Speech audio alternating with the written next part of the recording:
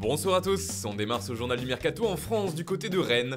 Les Bretons veulent encore se renforcer et en particulier en attaque. D'après nos informations, le Stade Rennais aimerait beaucoup le profil d'Islam Slimani et un accord serait proche d'être trouvé avec le club de Leicester. Une autre piste étudiée en Bretagne serait celle de Tiquinho Suarez du FC Porto, une opération qui fait plutôt figure de plan B. Autre piste chaude du côté du Horizon Park, c'est celle de Jérémy Boga. Les Rennais seraient décidés à passer à l'offensive dans les prochains jours selon nos informations. Cependant, la concurrence sera rude puisque le Napoli et l'Atalanta sont également très chauds. Enfin, toujours sur le front de l'attaque, le dossier Serhou Guirassy a beaucoup avancé ces dernières heures, d'après nos informations, au point de trouver un accord entre Rennes et Amiens autour de 15 millions d'euros. L'attaquant de 24 ans s'engagera pour 4 saisons avec le club breton. Selon nos informations, l'AS Monaco est toujours très chaud sur Mohamed Simakan. Les ACMistes ne lâchent pas, mais ils ne sont pas les seuls à apprécier le profil du défenseur strasbourgeois. En effet, l'Atalanta Bergame serait elle aussi en embuscade. L'ASM serait en revanche sur le point de boucler le transfert de Caio Henrique, le latéral gauche brésilien, en provenance de l'Atlético de Madrid, pour 8 millions d'euros plus 2 millions de bonus. James Rodriguez, lui, pourrait bien trouver preneur et quitter le Real Madrid. Plusieurs clubs s'intéresseraient à son sujet comme Galatasaray par exemple. Autre équipe qui le suit de près, Everton. Là-bas, il pourrait retrouver son ancien coach Carlo Ancelotti qu'il avait connu dans le capital espagnol. En Catalogne, rien ne va plus après le séisme créé par l'annonce d'un départ de Messi, ça part dans tous les sens. Aujourd'hui, le président Josep Bartomeu a publiquement réagi. Nous n'envisageons aucun départ de Messi d'un point de vue contractuel. On veut qu'il reste, il faut le respecter. L'avenir sera positif pour nous, on parle d'un projet avec de jeunes joueurs mais aussi des joueurs d'expérience comme Léo, on reste dans cette idée. Pourtant, plusieurs médias l'affirment, Messi veut partir, et Manchester City, l'un des clubs favoris pour le faire venir, aurait déjà un plan pour l'attirer dans ses filets. L'idée serait de lui signer un long contrat, il jouerait 3 saisons à City avant de traverser l'Atlantique pour jouer en MLS du côté de New York City.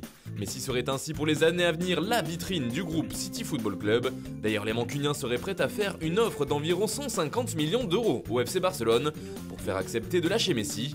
Il y a également la possibilité d'inclure d'autres joueurs pour faire baisser le prix, comme notamment Eric Garcia ou Angelino, qui plaisent beaucoup au Barça. D'autres clubs seraient sur les rangs pour signer la Pulga comme Manchester United et bien sûr l'Inter, qui est évoqué depuis de nombreux mois.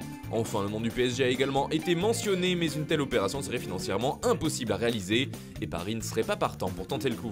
Que Messi parte ou pas, il devrait bien y avoir une vague de départ, le club catalan veut dégraisser et pourrait se séparer de plusieurs cadres. Il y a d'abord Luis Suarez, l'attaquant uruguayen n'est plus du tout désiré, et Ronald Koeman, le nouveau coach, lui aurait signalé qu'il ne comptait pas l'utiliser. Au milieu de terrain, Arturo Vidal et Ivan Rakitic, eux aussi, feraient partie des joueurs sacrifiés par les Blaugrana. D'ailleurs, le Croate pourrait bien revenir à Séville, les deux clubs auraient entamé les négociations. En défense, Samuel Umtiti serait invité à partir lui aussi, de même que Junior Firpo et Rafinha. Jean-Claire Todibo, lui, est annoncé sur le départ et d'après nos informations, le Stade Rennais et l'AC Milan seraient les plus intéressés.